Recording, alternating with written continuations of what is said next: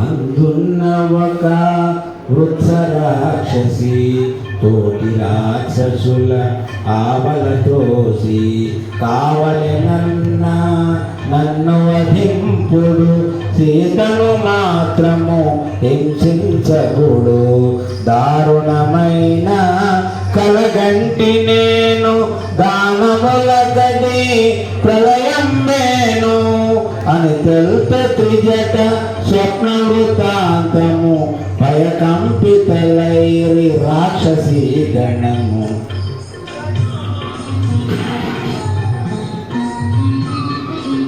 శుక్లాంబరములు దాచిన వారు రామలక్ష్మణులు అగుపించినారు.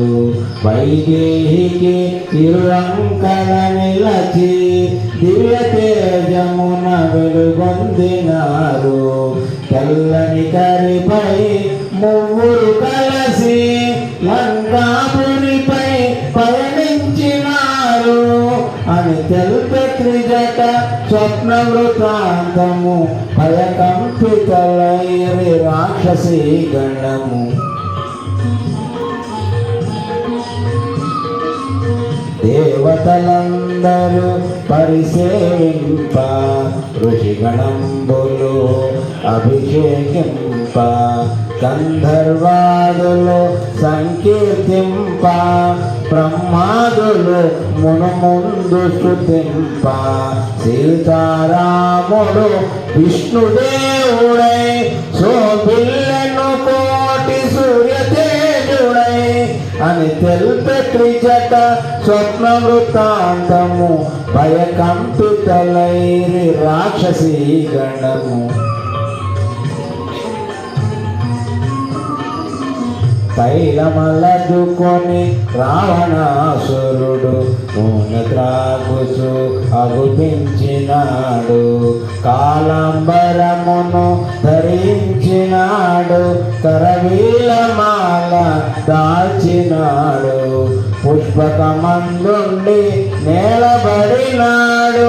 కడకొక శ్రీచే ఈడబడినాడు అని తెలుపే త్రిజట స్వప్న వృత్తాంతము భయకంపితలైరి రాక్షసీ గణము. రావణుండు వరాము పైన కుంభకర్ణుడు ఒంటె పైన ఇంద్రజిత్తు మకరము పైన దక్షిణ దిశగా పడిపోయినారు. రాక్షసులందరూ గుంపు గుంపులుగా మన్నున కలిసి సమ్మూలముగా అని తెలుపే త్రిజట స్వప్న వృత్తాంతము భయకంపితలైరి రాక్షసీ గణము.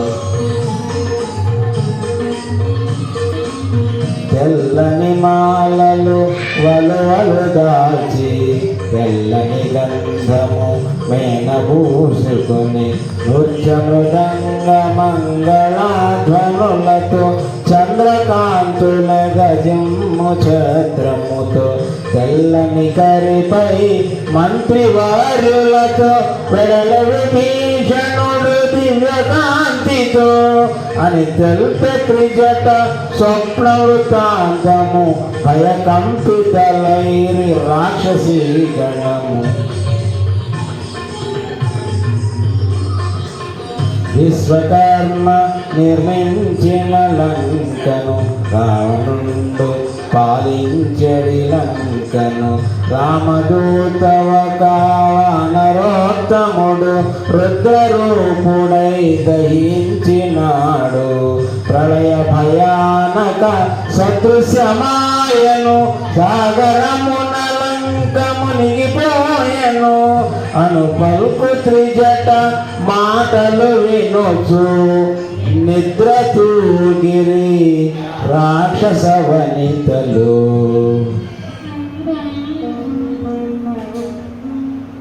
హృదయ తాపమున జానకి తోలుచు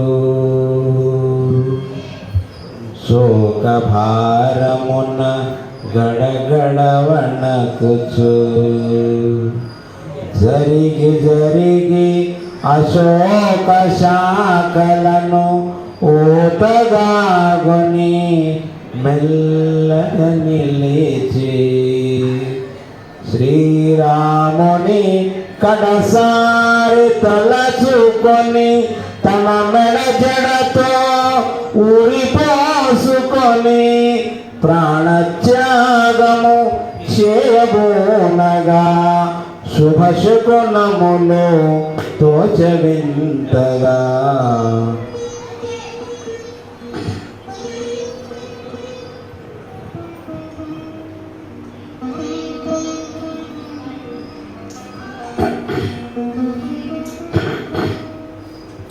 సీతకంత దురవస్థ కటిల్లే నా తల్లి నెటులా ఊరడించవలే నన్ను నేనెటులా తెలుపుకోవలే తల్లి నెటులా కాపాడుకోవలే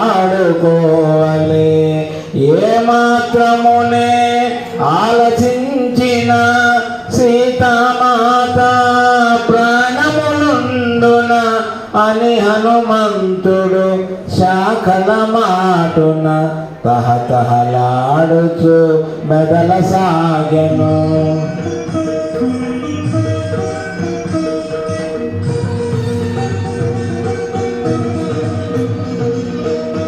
తనుగని జానకి బెదరక ముందే పలికెదా సీతారామ కథ సత్యమైనది వ్యర్థముగానిది పావనమైనది శుభకరమైనది సీతామాతకు కడు ప్రియమైనది పలుకు పలుకున తేనెలొలుకున్నది అని హనుమంతుడు మృదు మధురముగా పలికెను సీతారామ కథ.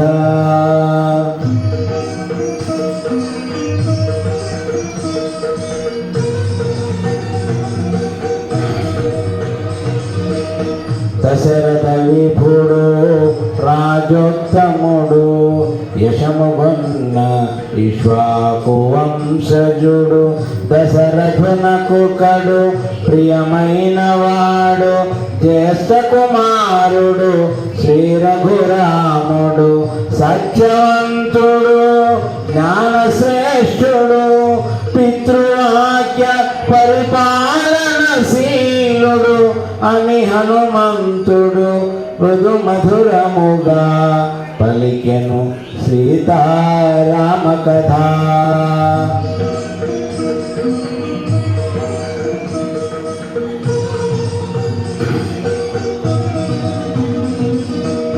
శ్రీరాముని పట్టాభిషేకము నిర్ణయమైన శుభ సమయమున చిన్న భార్య కైక దశరథు చేరి తన కొసగిన 2 వరములు కోరే భరతునకు పట్టాభిషేకము 14 ఏళ్ళు రామవనవాసము అని హనుమంతుడు మృదు మధురముగా పలికెను సీతారామ కథ.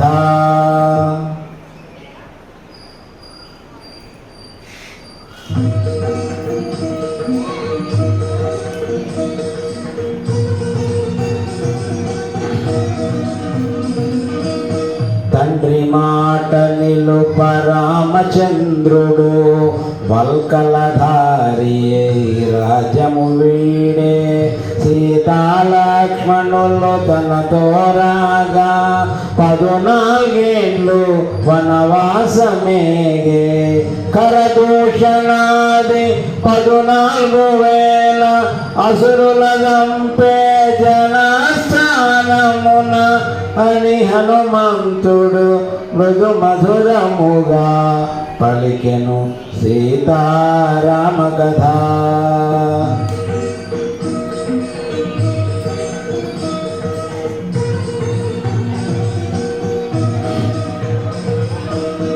రాముడు వెడలే సీత కోర్కెపై మాయలేడిని కొని తెచ్చుటకై రామలక్ష్మణులు లేని సమయమున అపహరించే లంకేశుడు సీతను గానక రామచంద్రుడు అడవుల పాలై వెదకుచుండెను అని హనుమంతుడు మృదు మధురముగా పలికెను సీతారామ కథ.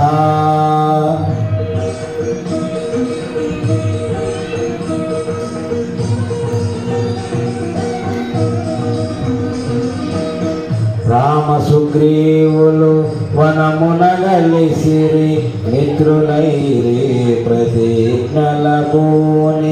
శ్రీ రఘురాముడు వాలిని గోచెను సుగ్రీవుని కపిరాజుగజేసెను.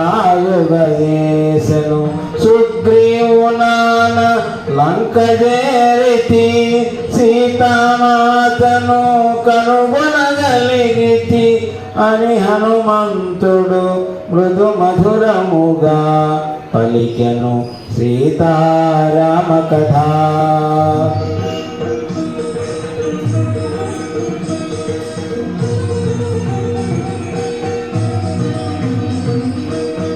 వానరోత్తముడు పలుకుటమానెను జానకికెంతో విస్మయమాయను. భయముగా నలువంకలుగని మెల్లగా మోమెత్తి పైకి చూసెను. శోభిల్లు సించుప శాఖలందున బాలార్కుని వలె మారుతి దోచను. మారుతి రూపము చిన్నదైనను తేజోమయమై భీతి గొల్పెను. శ్రీ హనుమాన్ గురుదేవులు నాయక పలికిన సీతారామ కథ నే పలికద సీతారామ కథ. సుందరకాండలో అత్యంత అద్భుతమైన ఘట్టం, రమణీయమైన ఘట్టం, అందమైన ఘట్టం స్వామి అమ్మవారికి అంగుళీకం అందజేత. ఒక 5 నిమిషాల్లో మనము ఆ సన్నివేశాన్ని చూసి స్వామి కృపకి పాత్రలవుదాం. బ్రహ్మాండంగా ఉంటుంది ఈ సన్నివేశం, చాలా అందమైనది. కాబట్టి ఈ సన్నివేశాన్ని మనం అందరూ తనివి తీరా ఆ సన్నివేశం మనకి స్వామి మా కళ్ళల్లో కనిపించేటట్టు చేయండి అని చెప్పేసి ఆయన నమస్కారం పెట్టి కళ్ళు మూసుకుంటే తప్పకుండా ఆ సన్నివేశం మన కళ్ళల్లో కనపడి తీరాలి. కాబట్టి మనం అందరం ఆయన మీద ఏకాగ్రతతో ఈ యొక్క హాఫ్ అన్ అవర్ 1 అవర్ మనం ఆయనకి కృపకు పాత్రలవుదాం.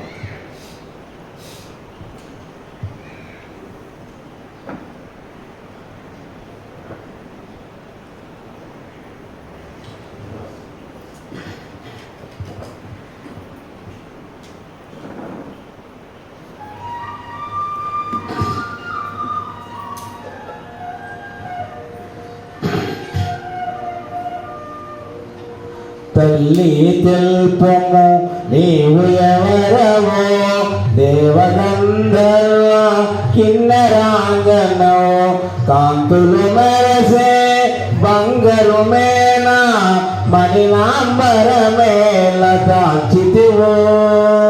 ఓ కమలాక్షి నీ కనుదోయి నీలాలేలా నింపితివో అని హనుమంతుడు తరువు నిండిదిగి అంజలి ఘటించి చంతన నిలచే.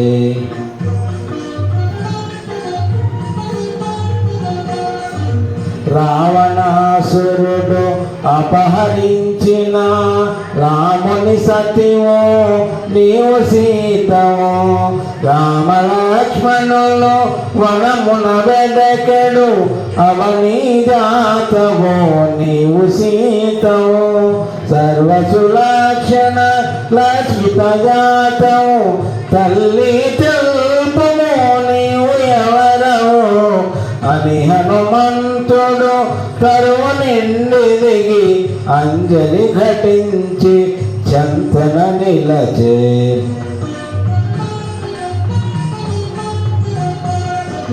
జనక మహీపతి ప్రియపుత్రికను, దశరథ మహీపతి పెద్ద కోడలను, శ్రీ రఘురాముని ప్రియ సతి నేను, సీతయ్యను పేర వరలుదానను.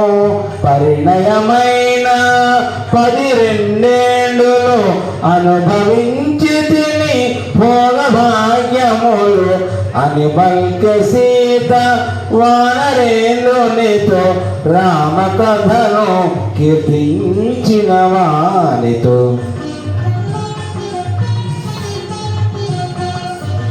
రావణుడొసగిన ఏడాది గడువు 2 నెలలలో ఇక తీరిపో. రాముడు నన్ను కాపాడునని వేచి వేచి వేసారిపోతిని. అసురులు నన్ను సంపక మున్నే నాకై నేను పోనించి తిని అని బల్కె సీత వానరేంద్రునితో రామ కథను కీర్తించిన వానితో.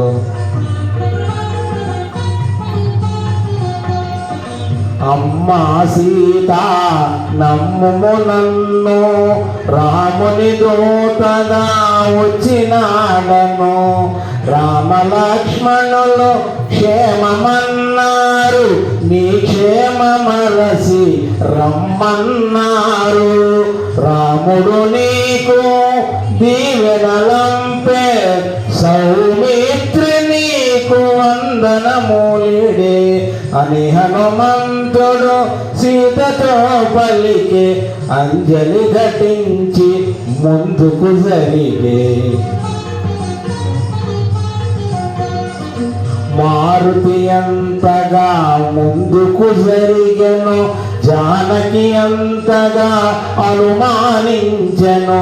రావణాసురుడే ఈ వానరుడని కామరూపుడై వచ్చియుండునని, ఆశ్రమమున ఒంటరినున్న తనను వంచిన సన్యాసి ఈతడని తలవాల్చుకొని భయకంపితై కటిక నేలపై జానకి తూలే.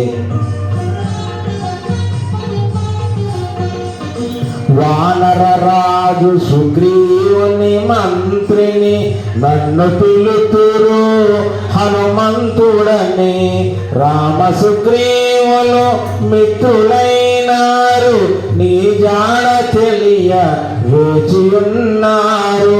రామ లక్ష్మణులు వానర రాజుతో లంక చేరదరు వానర కోటితో అని హనుమంతుడు సీతతో పలికే. అంజలి ఘటించి చంతన నిలచే. శ్రీ హనుమాన్ గురుదేవులు నాయద పలికిన సీతారామ కథ, నే పలికెద సీతారామ కథ.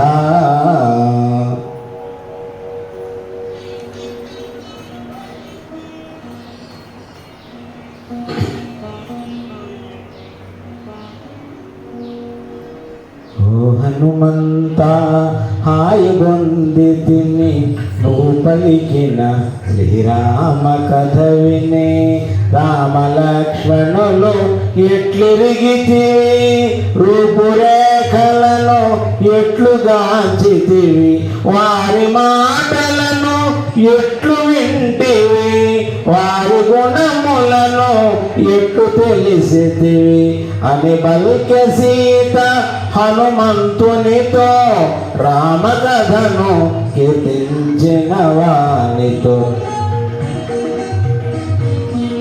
సర్వజీవన సంప్రీతి పాత్రుడు కమల నేత్రుడు దయాసాంద్రుడు బుద్ధియందు బృహస్పతి సముడు కీర్తియందు దేవేంద్రుని సముడు క్షమాగుణమున పృథివీ సముడు సూర్యతేజుడు శ్రీ రఘురాముడు అని హనుమంతుడు సీతతో పల్లికే అంజలి ఘటించి చంతన నిలచే.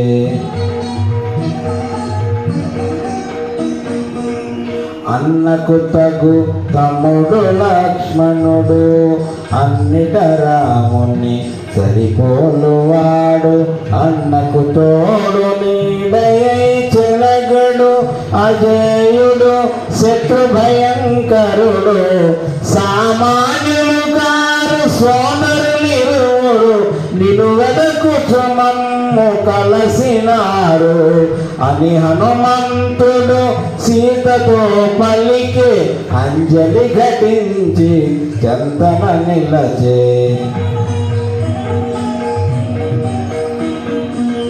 పవన కుమారుని పలుకులను విని ఇతడు నిజముగా రామదూతయని ఆనందాశ్రులు కన్నులు నిండగా చిరునగవులతో జానకి చూడగా ఇదిగో తల్లి ఇది తిలకించుము రాముడంపిన అంగుళీయకము అని హనుమంతుడు భక్తి మీరగను అంగుళీయకమును సీత కొసగెను.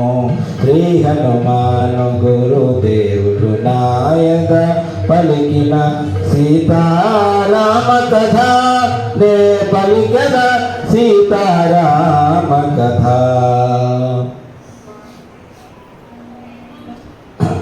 సుందరకాండలో ఈ అంగుళీక ఘట్టం అయిపోగానే 70% సుందరకాండ ముగించబడింది. కేవలం ఇంకో 30% మాత్రమే ఉంది. తల్లి అంగుళీకం ఇచ్చేదాకా ఎంత రకాలుగా అనుమానించిందంటే హనుమంతుడిని రావణాసురుడు. ఎందుకంటే అక్కడ ఉన్న పరిస్థితులు అట్లాంటివి. రావణాసురుడే వచ్చాడేమో మారు వేషంలో రామకథ చెప్పాడు, మళ్ళీ సంశయం. మళ్ళా గుణానికీర్తన చేశాడు, మళ్ళీ సంశయం. ఉంగరం ఎప్పుడైతే రామనామామృత ముద్రిక ఎప్పుడైతే రామ అని రాసి ఉంటుందట ఆ ఉంగరం మీద, ఎప్పుడైతే రామనామామృత ముద్రిక తీసుకొచ్చి ఇచ్చాడో అమ్మ ఇతను నిజంగా రామదూతే అని తెలుసుకొని ఆ అంగుళికతో తనకున్న సంబంధాలు, బాంధవ్యాలు, అందాలు అన్నీ దుఃఖాలు గుర్తు చేసుకుంటున్న తల్లి. మధ్యాహ్న సమయంలో రామచంద్రమూర్తికి భోజనం వడ్డించే సమయంలో సీతామాత వడ్డిస్తుండగా రామచంద్రమూర్తి చాలు చాలు సీత చాలు అని చేపెట్టినప్పుడు ఈ అంగుళీకం వాడు గుర్తొచ్చిందట. ఇప్పటిదాకా నన్ను దూరం చేసావు, ఇప్పుడు నువ్వు మళ్ళీ నా దగ్గరకు వచ్చావు అంటే నన్ను స్వామిని కలుపుదామని వచ్చావు అంగుళీకం అని చెప్పేసి అట్లా ఆ గుర్తు పాపం తీపి గుర్తులన్నీ ఒకరోజు సభా మండపానికి రామచంద్రమూర్తి వెళ్తుంటారు. ఏమండి మీతో నేను ఒక 2 నిమిషాలు మాట్లాడంటే ఇప్పుడు గారు సీత నువ్వు పో, నాన్నగారు ఆల్రెడీ సభా మండపానికి వచ్చారు, నేను మళ్ళీ నీతో తర్వాత మాట్లాడతాను, నువ్వు వెళ్ళు అనగానే ఆ రోజు నన్ను నువ్వు వెళ్ళు వెళ్ళు వెళ్ళు అనేదానివి ఈరోజు మళ్ళీ నా దగ్గరికి చేరావు అంగుళీకం. ఎందుకంటే తీపి గుర్తులు పాపం రకరకాలుగా అన్ని అందమైన ఘట్టాలు అవన్నీ గుర్తు చేసుకుంటుంది తల్లి. ఎప్పుడైతే రామనామామృత ముద్రిక ఇచ్చిందో అప్పుడు ఇతడు నిజంగా రామదూతే. కాబట్టే ఇంత పెద్ద సముద్రాన్ని దాటి ఇంత లక్షలాది మంది రాక్షసులు ఉంటారు అక్కడ, వాళ్ళందరినీ దాటుకొని రావటం జరిగింది. అప్పుడు ఒక బిడ్డ ఎంతంటే సుందరకాండ అంతా కూడా ఒక తల్లి బిడ్డ మాట్లాడుకుంటే ఎట్లా ఉంటుంది అట్లా ఉంటుంది. ఎంటైర్ సుందరకాండ అంత అందంగా ఉంటుంది. మనకి వాల్మీకి రాసింది కూడా అంతే ఉంది. మనకి తీయగా చెరుకు రసం తగినట్టు ఉంటుంది రామారావు గారు. మనకి ఇప్పుడు ఏదైతే మనం రాసుకుంటున్నామో చదువుకుంటున్నామో ఆయనకి చెరుకు రసం మన నోట్లో ఉంటే ఎంత తీయగా ఉంటుందో సుందరకాండ కూడా అట్లానే ఉంటుంది. అంత అందంగా రాశారు మహానుభావుడు ఆయన. అయితే అప్పుడు ఆలోచిస్తుంటుంది, అయినా అప్పటిదాకా ఇంకా నమ్మేసింది కాబట్టి నువ్వైతే సముద్రాన్ని దాటి రాగలిగావు, నీ శక్తి తెలుస్తుంది ఉంది నాకు, శక్తివంతుడే కాబట్టి రాగలిగావు. అని అందరూ రాగలరు నాయన, ఇంత పెద్ద సైన్యం కదా, లక్షలాది మంది రాక్షస సైన్యం, ఒక్కొక్కరు సామాన్యులు కాదు కదా, నువ్వు ఒక్కడిగా వస్తే ఎట్లా రామకార్యంలో అడుగుతుంది అమ్మ. అప్పుడు చెప్తాడు అమ్మ, అమ్మా